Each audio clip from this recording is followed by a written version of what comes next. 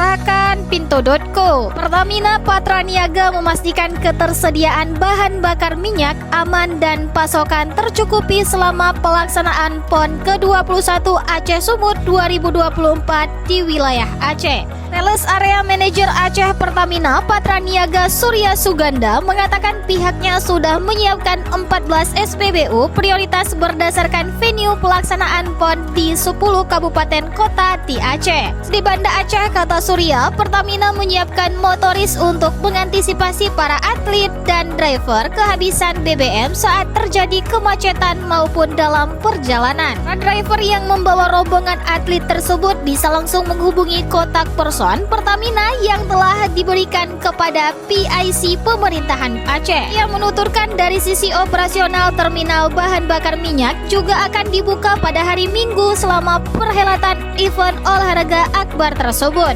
Mau tahu berita terupdate tentang Aceh? Baca berita selengkapnya di Pinto.co.